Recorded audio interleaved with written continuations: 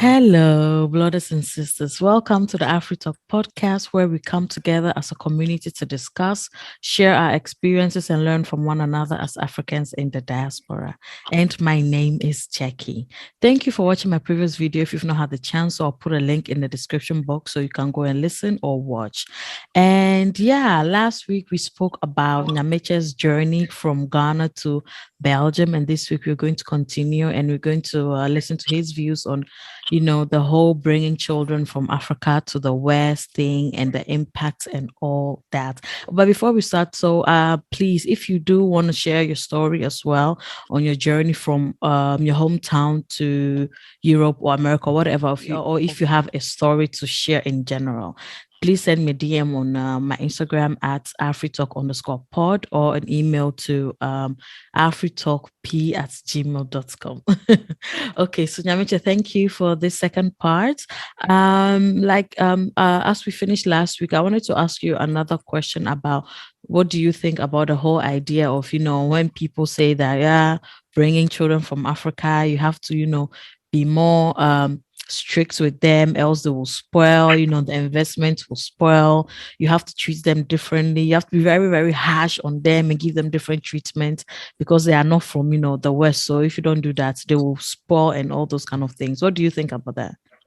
Well, thank you very much for this question. It's, how do you call it? It's a very difficult question because, first of all, every child is different. And I don't know why Africans or me, I know Ghanaians, but I don't know Nigerians if they think the same. That children that were born in Ghana or Africa need to be treated different than children that were born here. I mean, they came from the same womb. We all came from the same womb, and we didn't know anything. So I don't think, yeah, being hard on a child will change how he see the world. This is the reason why a lot of children don't even end up growing in the right environment. A lot of parents bring their children from Africa here, and they then want them to study everything here in Europe, but they don't want them to act European. But meanwhile, the children that were born here, they study everything here, and they turn out being special according to these parents. So it's a quite. I think you will need more time to discuss this issue because till date, to be honest, I don't understand why somebody who is born in Africa, who is black, and a child that is born here who is maybe half caste or also black is is special or different. I don't get it.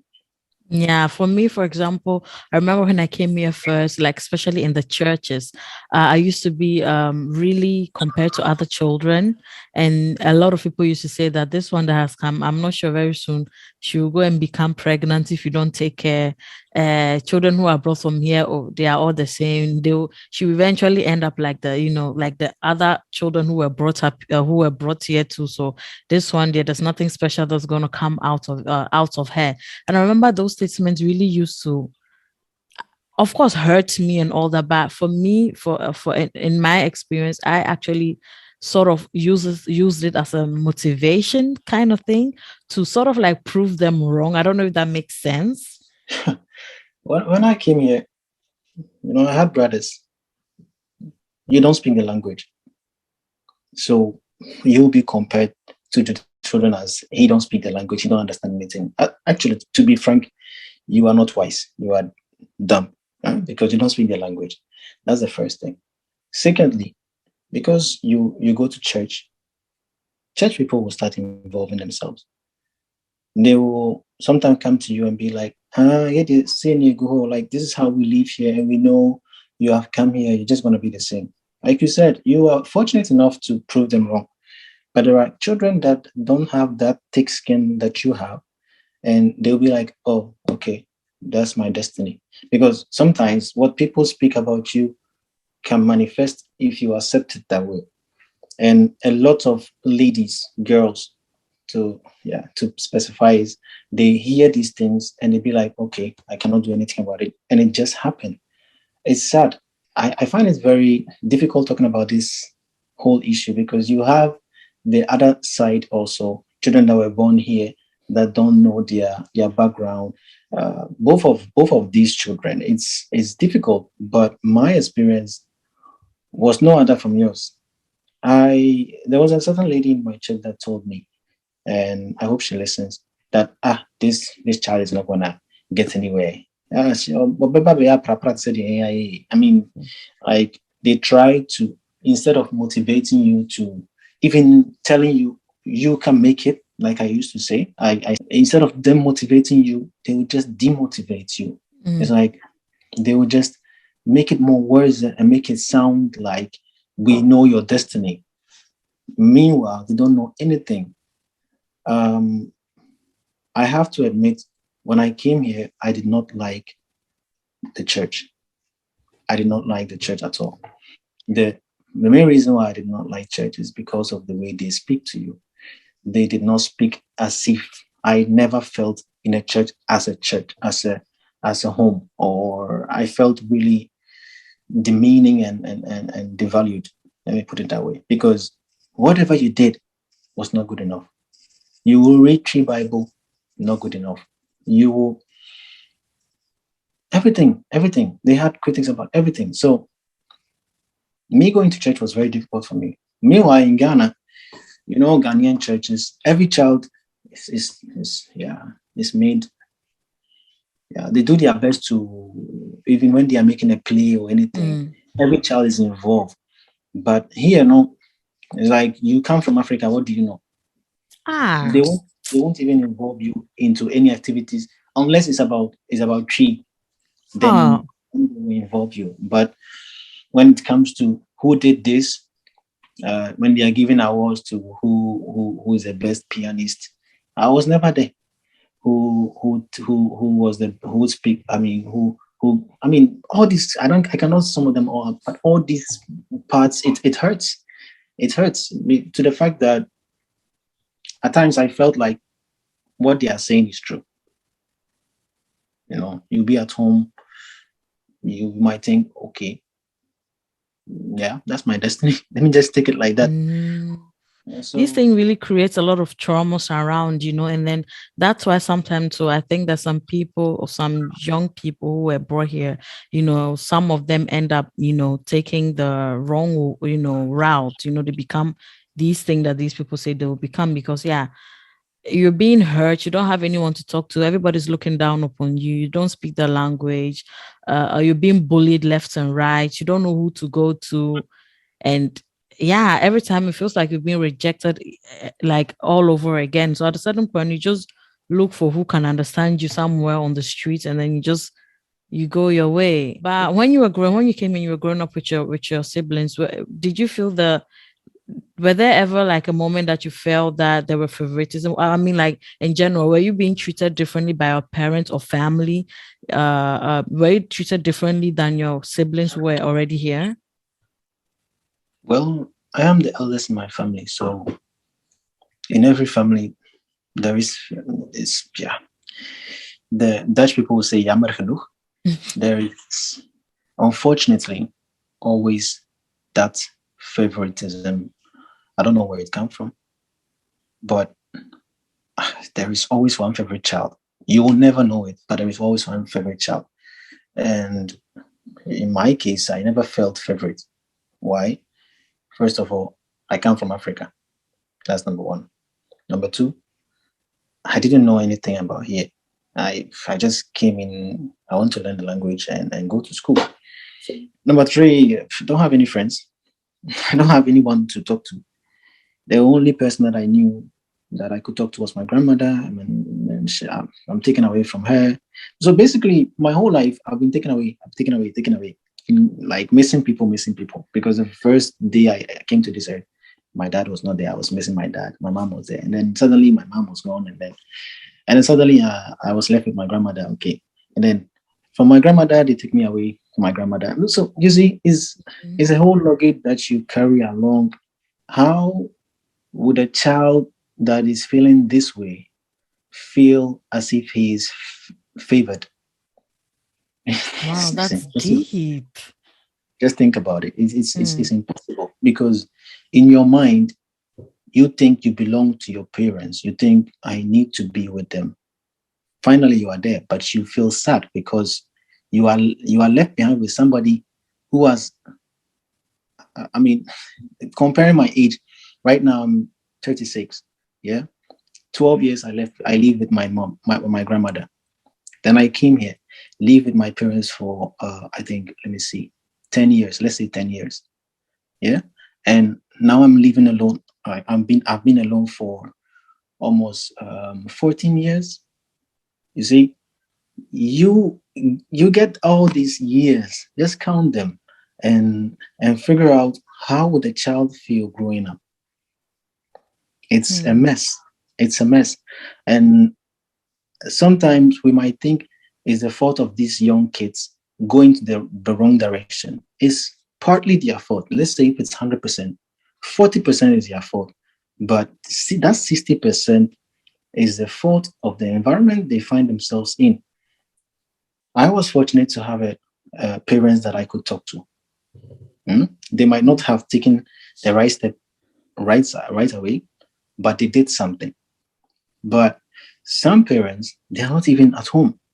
One is working at night, one is working in the day.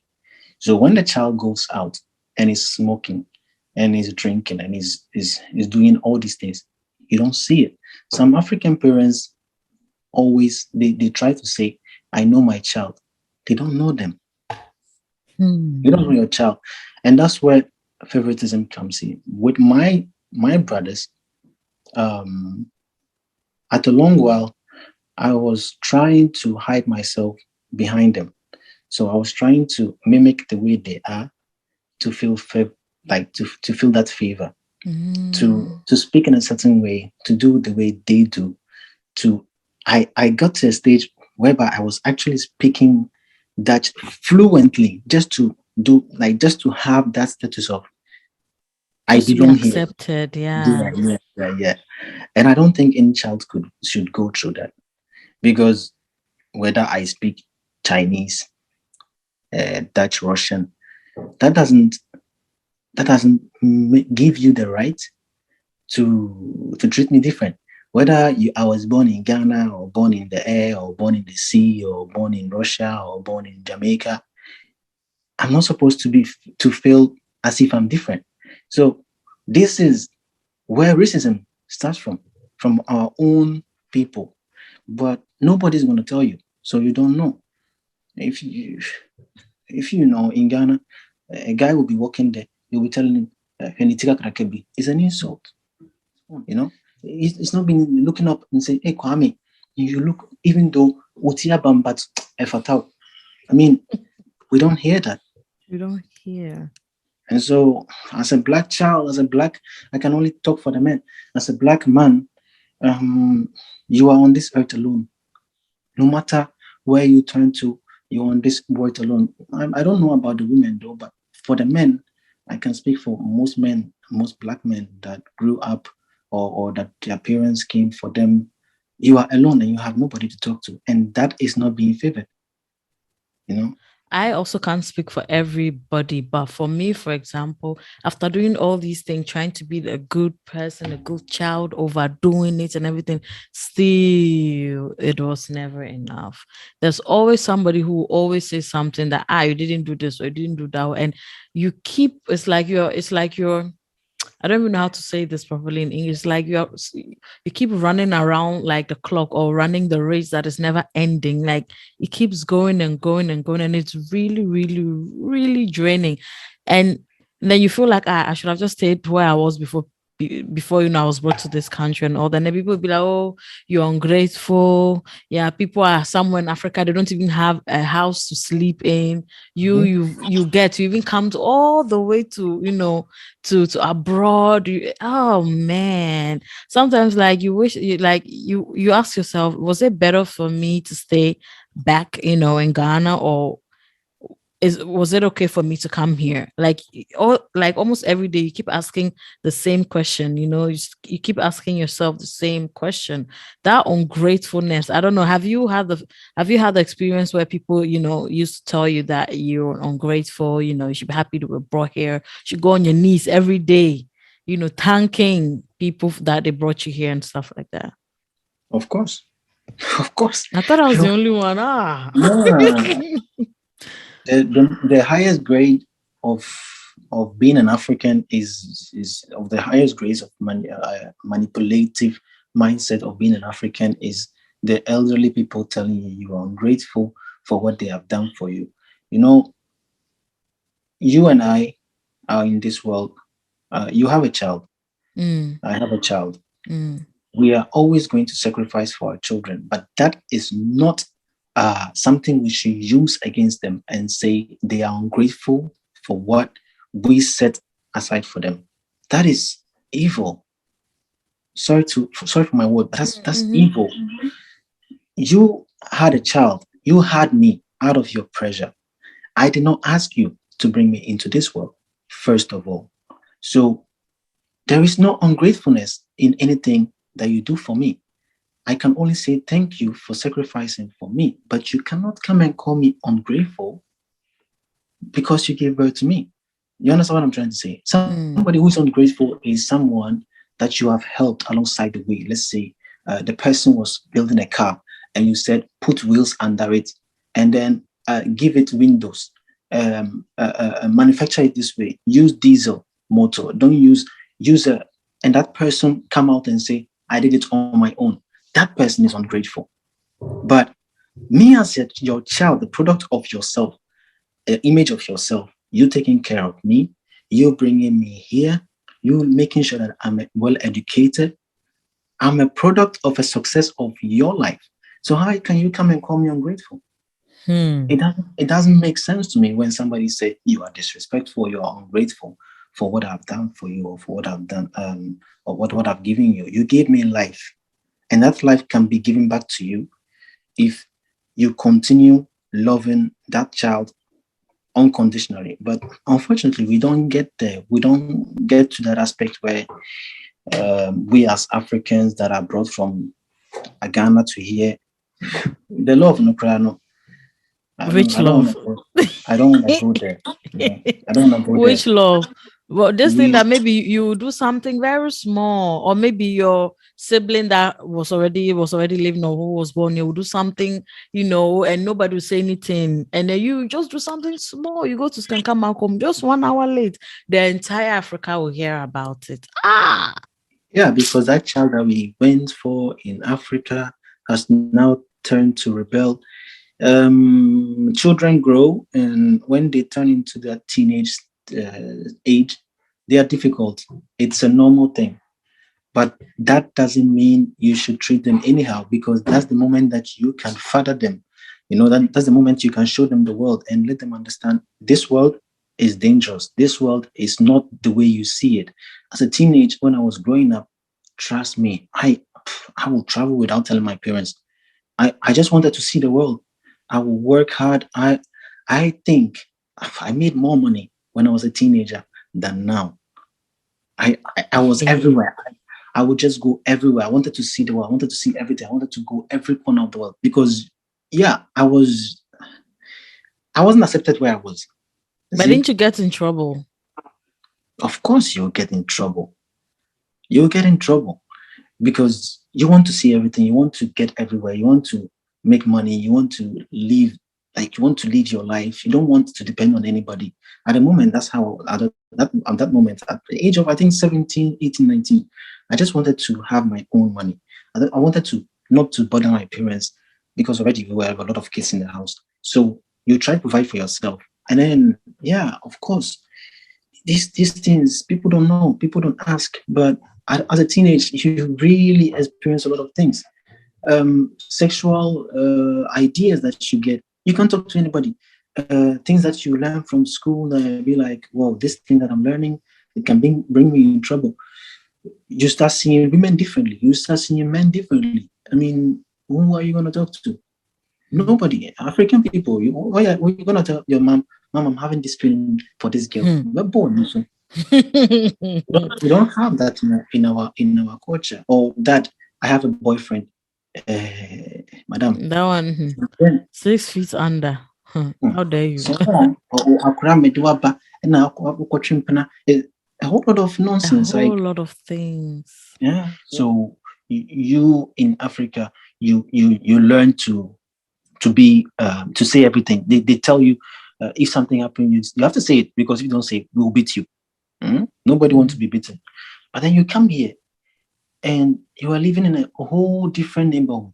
Me, I was fortunate to be brought up in the village. I didn't know any Ghanaian community or Morocco community or whatsoever. I only knew, okay, there are Ghanaians here, but they are far away in the city. I didn't live in the city. And so whenever I go to the city, I was happy because I see African, I see Black people. But there are certain things that they will tell you, don't say this.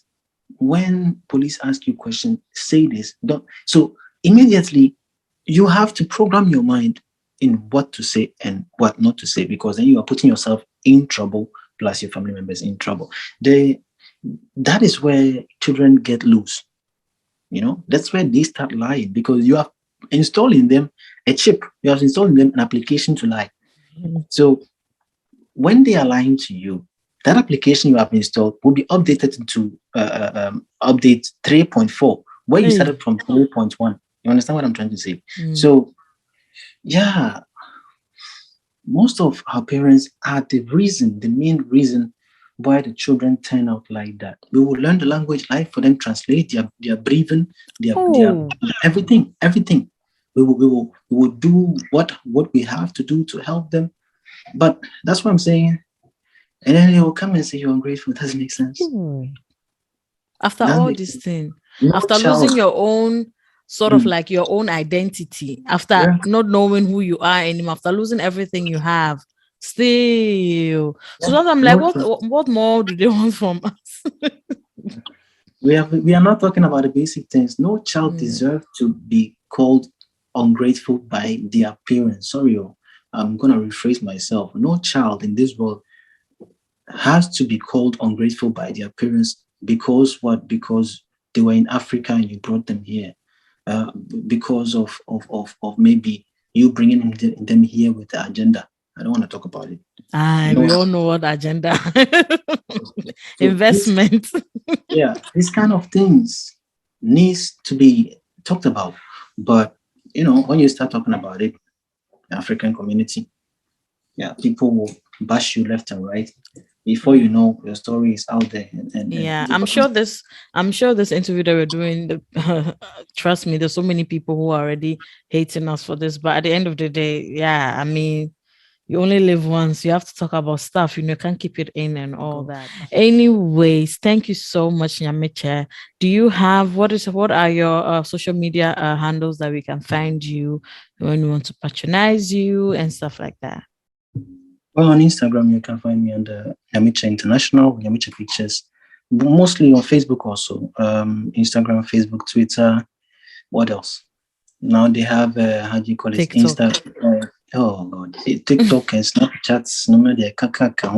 Nyamekye International. You can find Nyamekye International. Okay, I'll put the link to his social media handles down in the description box. So please do follow him and patronize him when you're having your birthdays, your photo shoots, your weddings. He did my wedding and I really love it. And no funerals. No funerals. Exactly what I wanted to say. No funerals. Only happy things and no sad things. Please, we don't want funerals. Only happy days. So thank you so much for joining in. Thank you for sharing your journey with us. And if anyone out there also want to join in, please do send me an email or send me a DM on my Instagram at afritalk_pod. And so that's all I have for you. Thank you. Bye. Bye-bye.